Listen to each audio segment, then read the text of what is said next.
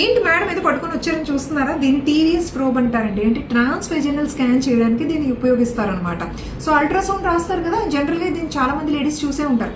అల్ట్రాసౌండ్లోని ఈ ట్రాన్స్ vaginal probe ద్వారా మానంలో అంటే వెజైనల్గా ఇన్సర్ట్ చేసేసి అక్కడున్న అవయవాలన్నీ చూడడానికి ఈ ప్రోబ్ పనికొస్తుంది. అక్కడున్న అవయవాలు అంటే గర్భసంచి, అండాశయాలు ఇన్ జనరల్. సో ఆ అవయవానికి దగ్గరగా అంటే టార్గెట్ ఆర్గాన్కి దగ్గరగా వెళ్ళడం వల్ల వాటి యొక్క ఫీచర్స్ ఈ ప్రోబ్ ద్వారా చాలా బాగా తెలిసే అవకాశం ఉందన్నమాట. జనరల్గా మీ డాక్టర్ గారు ఈ ప్రోబ్ తీయగానే జనాలు భయపడిపోతూ ఉంటారు, పెయిన్ వస్తుందేమో, దీనివల్ల అబార్షన్స్ ఏమైనా అవుతాయేమో. అస్సలు అలా జరగదు. దీనివల్ల చాలా యూజెస్ ఉన్నాయండి.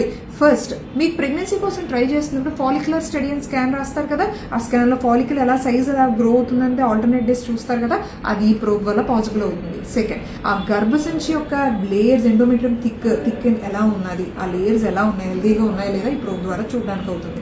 Third, very important, ectopic pregnancy అంటే గర్భసంచిలో కాకుండా ట్యూబ్లో కానీ ఓరిలో కానీ ప్రెగ్నెన్సీ వచ్చినప్పుడు ఇది చాలా బాగా డిటెక్ట్ చేస్తుందండి.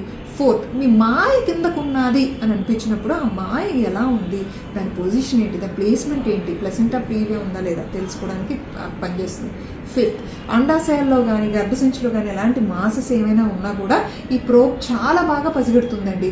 సో ఈ ట్రాన్స్వెజైనల్ ప్రోబ్ మీద జనరల్గా జెల్ అన్నది ప్లేస్ చేసి దాని మీద కాండమ్ అన్నది ప్లేస్ చేసి మనం వెజైనాలోకి ఇన్సర్ట్ చేయడం జరుగుతుంది. ఇన్సర్ట్ చేసే ముందు చిన్నది వెరీ మైల్డ్ డిస్కంఫర్ట్ ఉంటుందండి. లేటర్ ఆన్ అసలు పెయిన్ కానీ డిస్కంఫర్ట్ కానీ ఏమీ ఉండదు, చాలా చక్కగా ఇన్ఫర్మేషన్ తెలుస్తుంది అనమాట. సో ఈసారి మీ గైనకాలజిస్ట్ ట్రాన్స్ వెజైనల్ స్కాన్ రాసినప్పుడు మాత్రం కంగారు పడకండి. Hope this helps. Thank you.